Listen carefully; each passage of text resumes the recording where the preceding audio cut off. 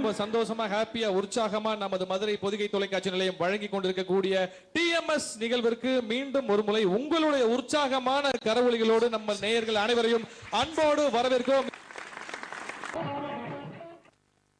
நம்ம டிஎம்எஸ் ஐயா அவர்களுடைய மானசீக குருவா நிறைய பேர் அவரை ஏத்துக்கிட்டு நிறைய பேர் இங்க வந்திருக்காங்க.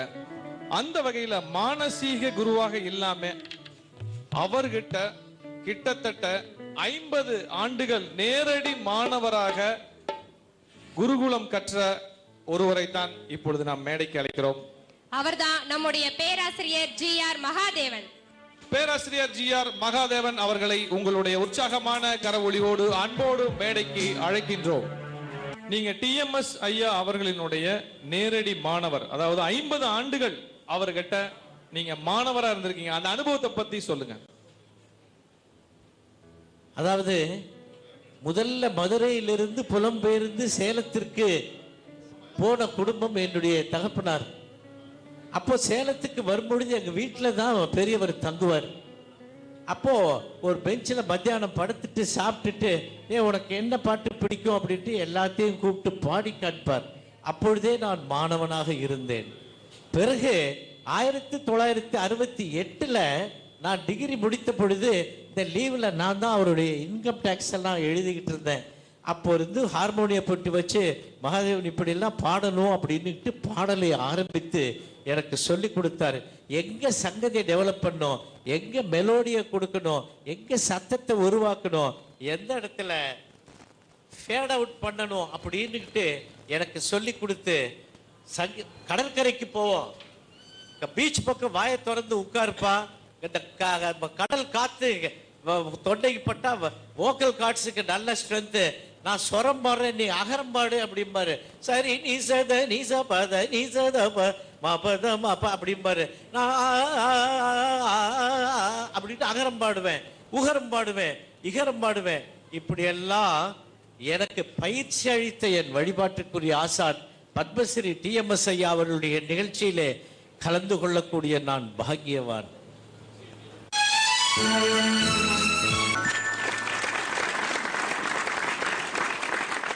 ரொம்ப சந்தோஷமா ஹாப்பியா உற்சாகமா நமது மதுரை பொதிகை தொலைக்காட்சி நிலையம் வழங்கி கொண்டிருக்கக்கூடிய டிஎம்எஸ் நிகழ்விற்கு மீண்டும் ஒரு முறை உங்களுடைய உற்சாகமான கரவொலிகளோடு நம்ம நேயர்கள் அனைவரையும் அன்போடு வரவேற்கிறோம். இந்த ஒரு நிகழ்ச்சியில் அடுத்து நாம் மேடைக்கு அன்போடு அழைப்பது நாமக்கல் மாவட்டம் அத்தனூர் ராசிபுரத்தை சேர்ந்த சுப்ராஜ் அவர்கள் அச்சம் என்பது மடமையடா என்ற பாடலை நமக்காக வழங்க வருகின்றார்.